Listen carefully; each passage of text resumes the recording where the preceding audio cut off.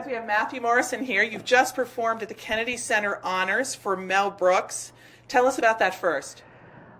Where do I start? Gosh, it was such an amazing, amazing experience to perform such an icon, comedic icon, and just I'm such a fan of his and his movies and stuff. So it was really great to actually perform for him and actually meet him. And how did you get picked for it? Susan Stroman who's a big director, choreographer. She directed Producers and Young Frankenstein on Broadway. She called me up and asked me to do it because I guess Mel Brooks is a big Glee fan. So they asked me to sing Springtime for Hitler, which, well, first they called me, they're like, you're going to sing for the president and stuff. I was like, oh, great, what song? They're like, Springtime for Hitler. I was like, wow, really? So it was a very interesting song choice, but, you know, as soon as I started singing that song, everyone started clapping because, you know, it's such a familiar song. Everyone knows it. It was just great.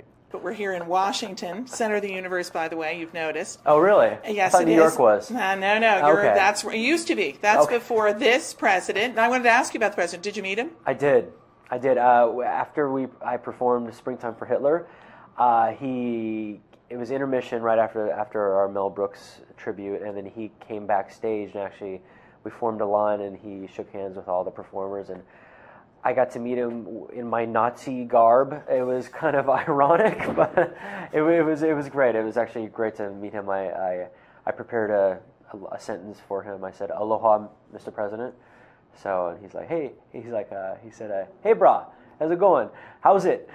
Like this pidgin, you know, Hawaii talk. So he was very, very nice. Yeah. And how do you know about that Hawaii talk? I spent a lot of time in Hawaii. Yeah, I love going there. We have to ask you about all the other honorees. What about Bruce Springsteen? Did you meet him? Bruce, he's amazing, and his tribute was awesome. You know, Melissa Etheridge and Sting and Eddie Vedder. It was just incredible seeing those people perform for him. Did you get to talk to him? I did.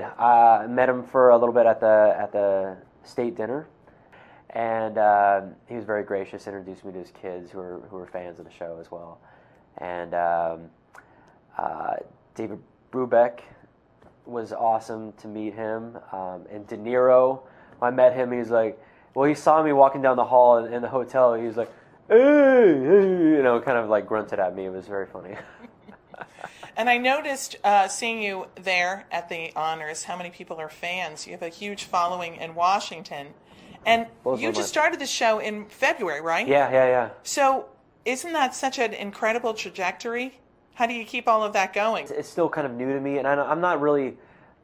I'm really like a homebody. I love my anonymity, so this is all really new to me, and I'm very gracious with people, but I'm a little uncomfortable by it, to be honest.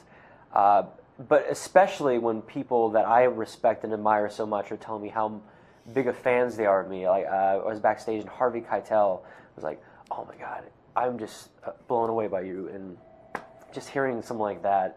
Say something like that, it's like, what world am I living in right now? It's just completely out of body.